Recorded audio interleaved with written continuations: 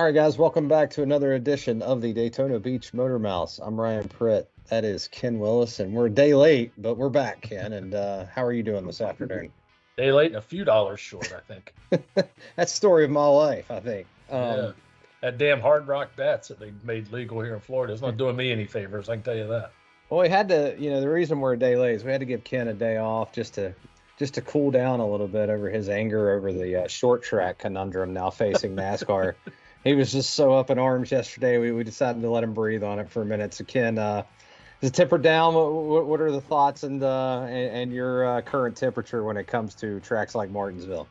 Yeah, the new cooling off laws have helped with such things. It's one thing to write it off, as fans criticizing something because there's not enough bumping and wrecking and all that. And then usually, the smarter folks will say, oh, but this is good, blah, blah, blah. In this situation, almost nobody is happy. No. The competitors, the fans. Normally, if the fans are unhappy, the drivers are happy. Right. Vice versa. That's usually how this works. But in this instance, boy, they're having an issue on the short tracks, and they tried to fix it. It's still a work in progress, apparently. Yeah, and well, I mean, let's sneak this in real quick because everyone's like, wait a second, you guys jumped the gun here. Was the race better than golf? Because you had a unique and a unique experience with the on the links Sunday, right? Yeah, I got bamboozled, hoodwinked is what I did. I went out to watch a local kid who was leading a local Florida golf tour, mini tour event here at one of the local municipal courses. And I've known him, watched him play for a long time. I said, he could win this thing. Let me go out there and write a nice little feel-good story about a local kid. I'll catch him on the last 2 or 3 holes coming in. I was texting with people, and they, he's on 13, he's on 14.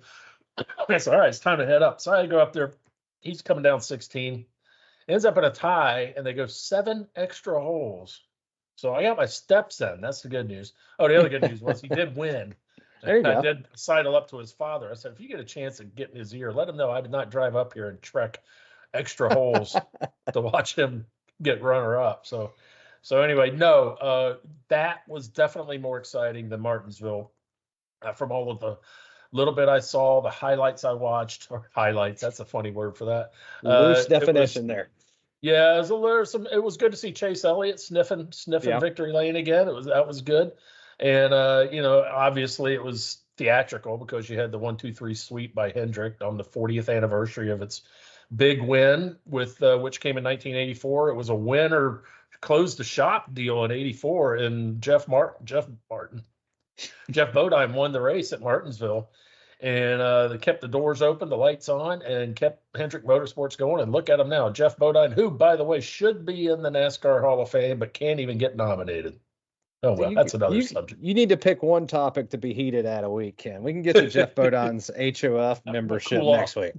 But I will say, having been around the sport for a while, covered for 40 years or so, you've seen some clunkers, right? Over the decades, over the years, there's been plenty of rule changes. I remember watching Jeff Burton lead all 200 laps or 300 laps at New Hampshire back in 01, I think it was.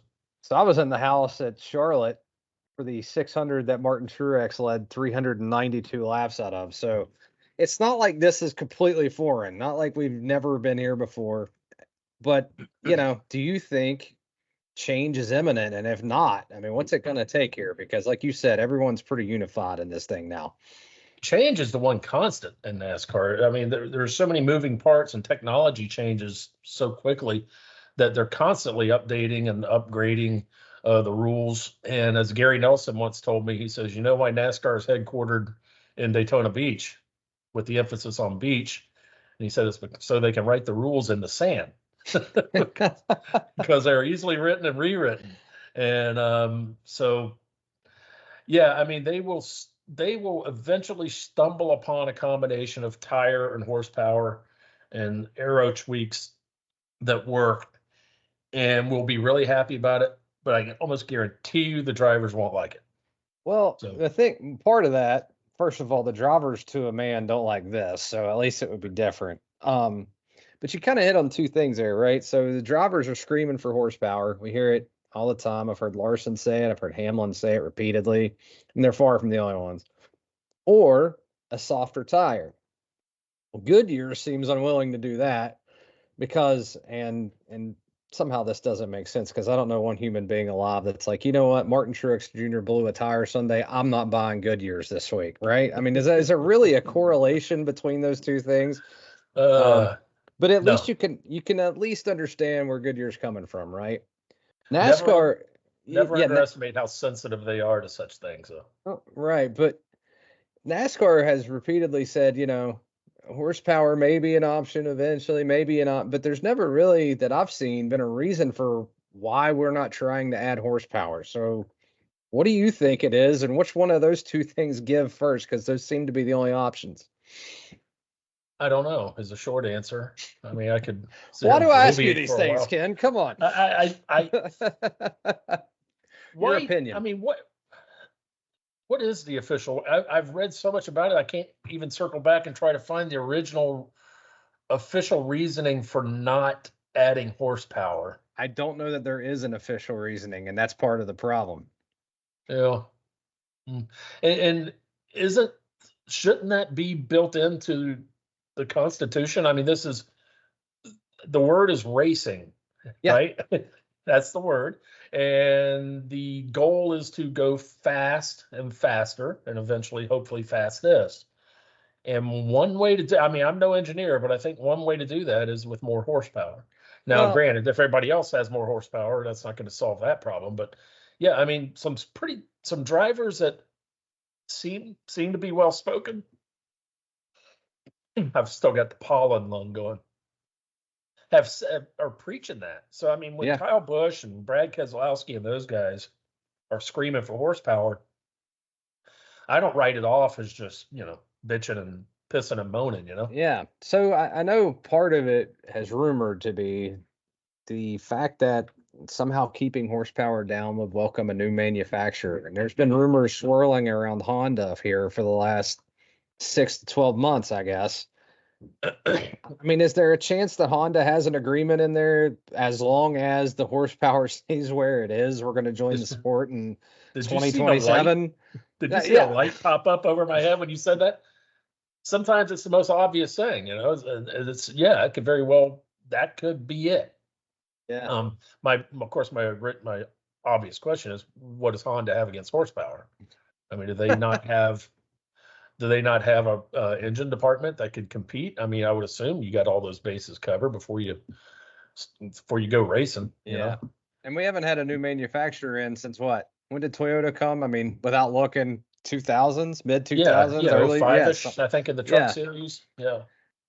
It just seems to me maybe it's worth a try, but we'll digress here and move on for now to 1.5 miles. And who thought we'd ever see the day where we're like, thank God we're going to Texas. But here we are, and we're going to Texas, 1.5 miles, and and lo and behold, I don't know how many times this has happened this year, by the way, where a driver wins the week before and is atop the average finish chart the next week. But here's William Byron, by the way, leading the average, average finish at Texas, 3.3 over the last 3 events. That's pretty good. You counting them out this week?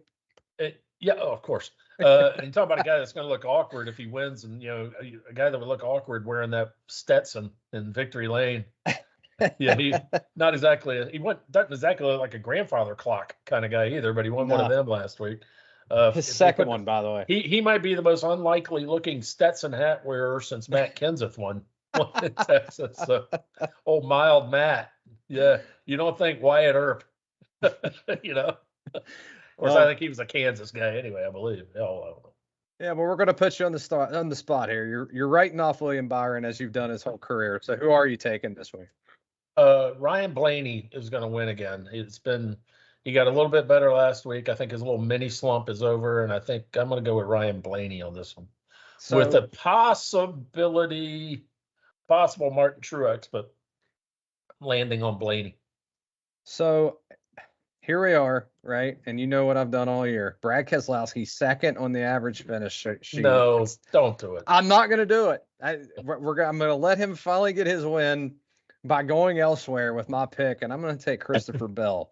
because usually Oh. just about the time he strings a couple duds together and you Yeah. forget about him, here he comes with a win. So it would be about time for that after a disappointing run at Martinsville. So let's I just found pray a ball, for. by the way. Not the ball, but I found a pickleball of all things. What's the Floating difference around. between a pickleball and a wiffle ball? Quickly. Spelled differently. They make two types of pickleballs. They make an indoor ball and an outdoor ball. There's the holes are a little bigger and closer together for indoor, I think. I might have it backwards, but anyway. There you go. Well, guys, sorry if the loud thumping noises like that got in the way. The guys are roofing above my head. So thanks, guys, for tuning in up there. Thank you for tuning in right here. I'm Ryan Pritt. That's Ken Willis. We'll see you hopefully after a better race next week. Yes.